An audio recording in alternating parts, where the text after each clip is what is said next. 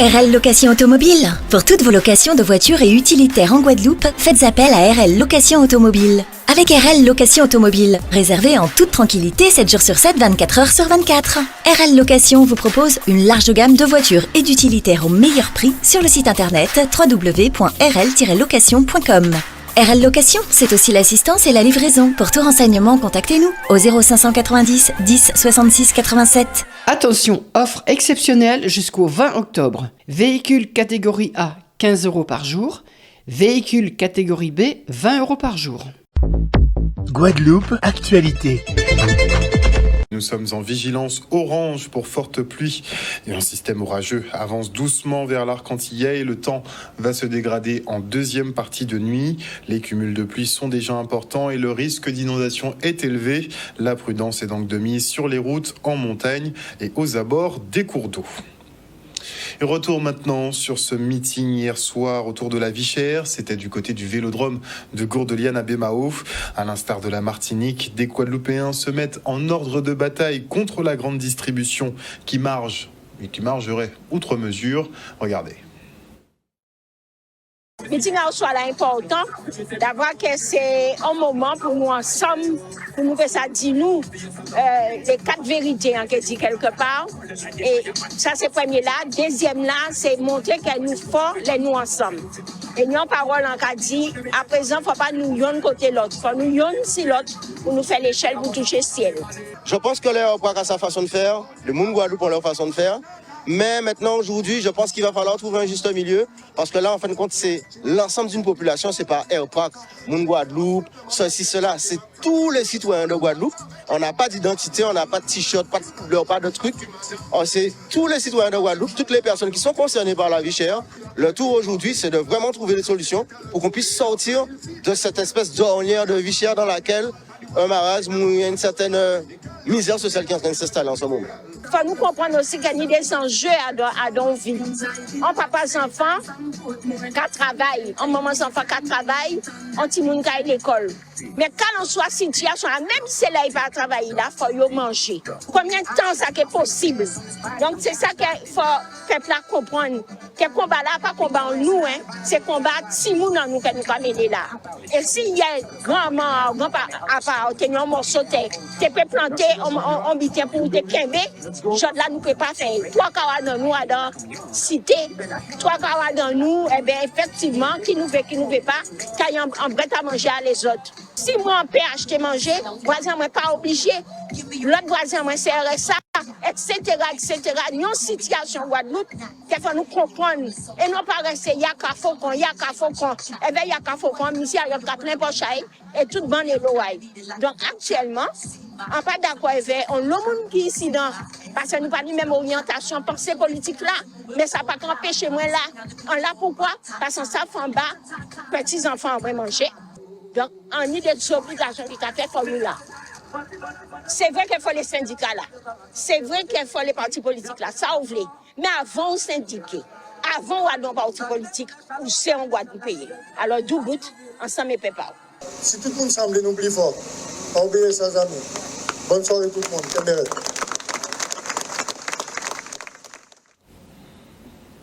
Et en Guadeloupe, la vie est chère depuis longtemps maintenant et le coût effectivement de cette vie atteint maintenant des sommets à cause notamment de l'inflation. Et nous sommes partis à votre rencontre voir ce qui vous coûte le plus et comment vous vous en sortez. Regardez. Ce qui me coûte le plus cher, moi je dirais tout, tout est cher, tout est cher. Produits d'entretien. Tout ce qui est produit d'entretien, produit d'hygiène. Tout, même la limite, c'est encore pire. Puisqu'on vient de faire une petite course là, mais après ça, on est obligé de freiner. Je crois que j'ai décidé de ne presque rien manger pour finir parce que c'est vraiment trop cher. Les légumes aussi qui deviennent hors de prix. Ce qui me coûte le plus cher, c'est de la nourriture. Concernant la nourriture, c'est la viande. On ne peut pas survivre, on ne peut pas manger, on ne peut pas boire comme on veut. On est obligé de regarder à chaque fois, compter, est-ce qu'on pourra payer à la caisse ou pas. Mais vraiment, tout est cher. Maintenant, on ne peut pas boire ce qu'on veut, on ne peut pas manger ce qu'on veut. La viande, tout ce qui est alimentaire, en fait, ça devient de plus en plus cher. C'est compliqué, quoi. Il faut faire des choix maintenant. Pas ni le choix, c'est le minimum.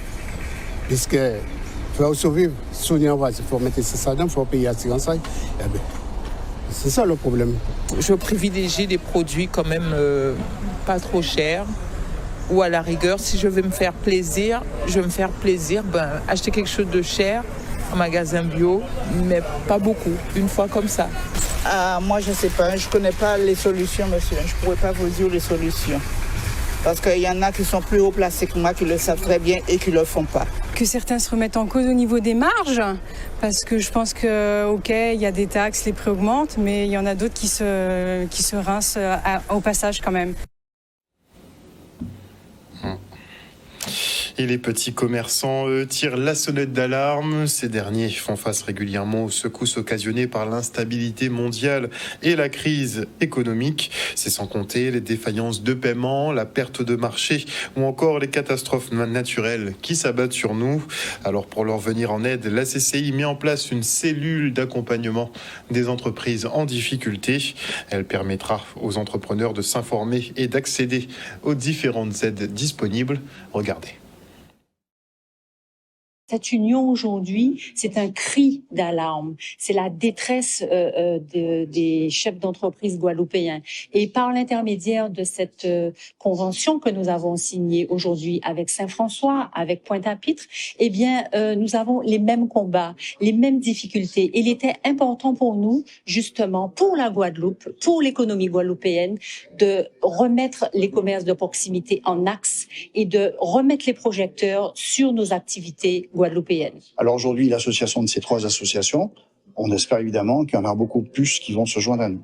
Et donc c'est une première étape qui fera que demain, peut-être, le politique nous entendra un peu mieux. Et c'est pas nous entendre, c'est comprendre que ce que nous disons, c'est pas une prière, c'est une obligation aujourd'hui de considérer les centres-villes, les bourgs de Guadeloupe comme des lieux d'activité, comme des lieux de vie qui nécessairement ont besoin qu'on se préoccupe tous les jours d'eux un peu plus. Voilà. Tous les gens qui viennent ne veulent pas non plus du tout de ça. Ils ont assez à souffrir en métropole, justement. Les gens qui viennent de vacances en métropole, ne veulent pas du tout retrouver ici, à Saint-François, dans notre petite ville touristique, des gros groupes. Ça les intéresse pas. Ce qu'ils veulent, c'est le contact humain, c'est rencontrer des gens, échanger, être accueillis.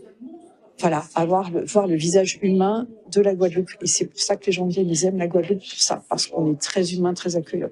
Et donc, ce qui se passe là, au niveau de toutes nos petites villes, est insupportable. C'est vrai que quand on est pris à la gorge comme ça, on est occupé de partout. Et c'est vrai qu'on libère pas beaucoup de temps pour autre chose. Il s'est trouvé que là, on vit une conjoncture aujourd'hui qui est des plus compliquées, et donc il fallait qu'on se regroupe, il fallait qu'on se discute entre nous, il fallait qu'on planifie quelque chose pour demain. Tant qu'il y a de la vie, il y a de l'espoir. Donc aujourd'hui, cette signature nous unit par le même combat, par les mêmes préoccupations, par les mêmes difficultés. Et vous savez, souvent on n'a pas beaucoup de moyens, mais le cœur y est. Quand le cœur y est, on arrive à faire de grandes choses. Une nouvelle brigade de gendarmerie s'installe à Goyave. Elle fait partie des 3 nouvelles unités créées ici en Guadeloupe dans le cadre du plan 200 brigades lancé en 2023. Le reste en images. Tout à fait, c'est même une décision du président de la République d'octobre 2023 dans le cadre de ce qu'on appelait le plan 200 brigades, qui est de renforcer la présence de la gendarmerie sur le territoire. Et en Guadeloupe, ce plan 200 brigades s'est traduit par la création de 3 nouvelles brigades. C'est une brigade ici territoriale à Goyave que nous inaugurons ce soir, une brigade nautique à Gourbert, ça aussi c'est très important, et une brigade mobile à Capesterre de Marie-Galante. Voilà, donc la Guadeloupe a bénéficié effectivement de ce renfort très significatif qui va permettre un meilleur maillage du territoire et une meilleure présence, et on le sait, c'est extrêmement important. C'est une brigade donc, qui est identique à toutes les autres brigades territoriales donc, et à leur fonctionnement, la prévention dans un premier temps, donc le contact avec la population, la gestion des interventions et aussi donc, le traitement de toute la délinquance et donc tous les faits qui peuvent se présenter à elle. Donc c'est une brigade territoriale, donc une brigade élémentaire à part entière. L'action de la gendarmerie est très importante, c'est une action de prévention, c'est une action de contrôle routier. La ville de Goyave a été frappée ce week-end par une tragédie, avec des familles terriblement endeuillées à qui je renouvelle toutes mes condoléances. Et Ce drame nous rappelle effectivement que la sécurité routière est un enjeu de tous les jours. C'est notre responsabilité à tous d'abord, et c'est la responsabilité effectivement des forces de l'ordre et en premier chef de la gendarmerie nationale d'assurer à travers ses actions de prévention, ses actions de contrôle, voilà, cette sécurité routière. Évidemment, la présence de la gendarmerie concrètement sur le terrain ne peut que renforcer effectivement cette sécurité. Nous avons en gendarmerie, nous avons des Guadeloupéennes et des Guadeloupéens. Mais ils ont une certaine réticence à venir servir en Guadeloupe. Donc moi, mon travail, c'est de les attirer en Guadeloupe, de manière à ce qu'il y ait un peu plus, même beaucoup plus, de Guadeloupéens et de Guadeloupéennes, c'est-à-dire des originaires, de manière à ce qu'il y ait un meilleur ancrage, une meilleure connaissance de la population par rapport aux us et coutumes, à la culture, à la langue. Le but, c'est pas d'avoir que des originaires, mais d'avoir un juste équilibre entre des originaires, Guadeloupéennes, Guadeloupéens, et des non-originaires, pour que la gendarmerie ici en Guadeloupe ressemble à la population. 9 radars vont être réinstallés. 9 radars qui n'étaient plus en fonction. Voilà, donc ils sont réinstallés sur les principaux axes, les zones où l'accidentologie est la plus importante. Là aussi, la présence des radars, c'est quelque chose de très important. On entend dire effectivement que c'est une entrave à la liberté ou que ça complique la vie des Guadeloupéennes et des Guadeloupéens. Non, aujourd'hui, on a 36 morts, 36 tués sur les routes de Guadeloupe depuis le 1er janvier 2024. À la même époque, l'année dernière, on en avait 34. Donc c'est pas normal, ça ne doit pas continuer, ce n'est pas acceptable. Et les radars, c'est simplement effectivement un moyen comme un autre, comme le contrôle des gendarmes, comme les actions de prévention, un moyen comme un autre effectivement que des vies ne soient pas perdues dans des terribles accidents. Voilà. Vous l'avez entendu, il faut donc plus d'originaires pour que la gendarmerie ressemble effectivement à la population. Parlons de France Volontaire maintenant, qui crée une antenne ici à la Guadeloupe, fruit d'un partenariat avec la région Guadeloupe. Cette antenne permettra de renforcer la mobilité des jeunes Antillais dans l'espace caribéen et international. Ces missions de volontariat leur permettront aux Guadeloupéens, Martiniquais et Guyanais de contribuer au développement de projets de coopération dans la Caraïbe. Regardez. France Volontaire, on est convaincu que ces questions de mobilité, d'ouverture des territoires, de coopération internationale, c'est vraiment un élément très important de la construction pour mieux se connaître, pour mieux se comprendre, pour donner aussi des opportunités aux jeunesses. Alors on est en Nouvelle-Calédonie, on est à La Réunion et on tenait beaucoup à s'installer aux Antilles pour que depuis les Antilles, il y ait des opportunités de mobilité qui s'ouvrent pour tous les jeunes Antillais. Nous avons tout fait pour pouvoir installer l'antenne de France Volontaire ici. Aujourd'hui, nous avons signé des conventions pour le financement sur des fonds européens dans le cadre d'Interreg, parce que nous avons Saint-Martin, la Martinique présente, nous avons le Bénin et aussi les autres îles de la Caraïbe.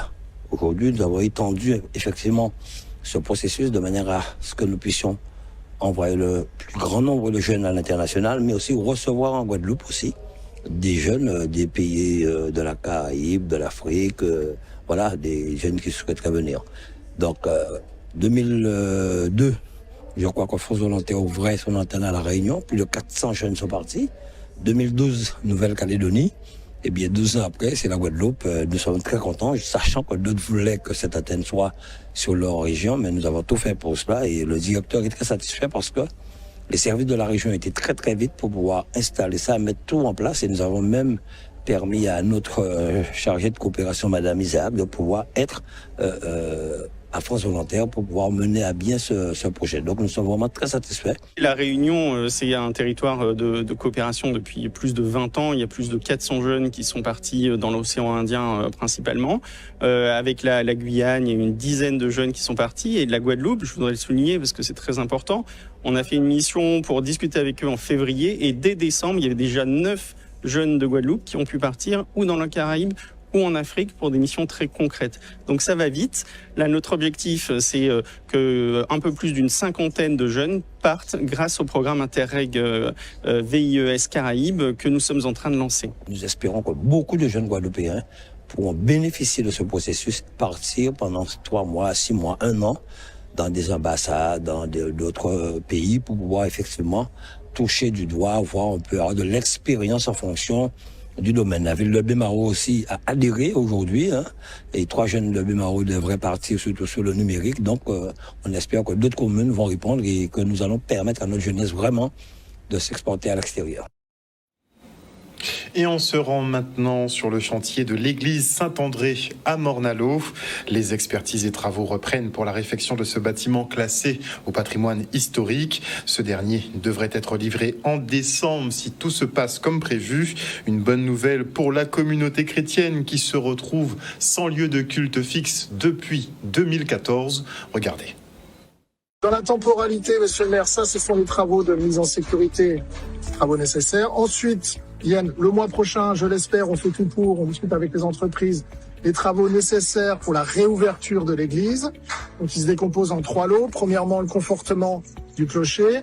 Deuxièmement, l'électricité à l'intérieur de l'église. Et troisièmement, l'aménagement intérieur de l'église. Aujourd'hui, on a passé le marché avec l'entreprise d'électricité. Et on est en phase de négociation avec l'entreprise qui va faire le confortement du clocher. Il y a même une visio aujourd'hui à 11h30 pour moi. Dès lors que ces entreprises sont nommées, attribuées, les travaux vont commencer tout de suite le plus vite possible avec notre objectif qui est le vôtre de réouverture de cette église le plus rapidement possible. Les éléments qui constituent donc le bâti de l'église sont des éléments patrimoniaux, donc avec un caractère historique. Donc on ne peut pas les réhabiliter comme ça sans avis, sans passer par une entreprise patrimoniale. Et donc les travaux de mise en sécurité constituent notamment pour cette jardinière à la vider, donc à limiter les efforts de poussée et à la sécuriser avec des bastingues de façon à ce que le mur ne tombe pas sur les passants. Mais on n'a pas possibilité pour l'instant de le casser et de le reconstruire. Ce sera peut-être fait dans un autre temps. Donc l'architecte vérifie si ça c'est un élément vraiment d'époque. Enfin, il y a tout un travail de recherche dans les archives, savoir quelle année ça a été mis, si ça a vraiment un caractère historique ou non, avant de pouvoir décider d'y toucher, de le refaire ou de... Nous sommes venus à la rencontre de ces techniciens qui ont fait démarrer le chantier d'église. Donc les travaux ont repris, nous avons fait le tour. Donc aujourd'hui nous sommes rassurés parce que nous avions pris cet engagement face à la population de Morne-à-l'Eau pour dire que l'église sera restaurée. Donc durant ces prochains mois, septembre, octobre, novembre, les travaux vont connaître un débit assez rapide, ce qui nous permettrait peut-être d'officier au prêtre d'officier pendant le mois de décembre, hein, d'après ce qu'on m'a dit. Mais en tout cas, nous sommes contents que le chantier reprenne et que l'église de Morne-à-l'Eau retrouvera un fonctionnement normal. Au début, peut-être un peu saccadé, pas de manière continue, mais c'est parce que les travaux sont énormes. Donc les travaux intérieurs pour la sécurisation des fidèles, mais aussi des travaux extérieurs qui prendront un peu plus de temps. ONews Radio, toute l'actualité nationale et des Outre-mer.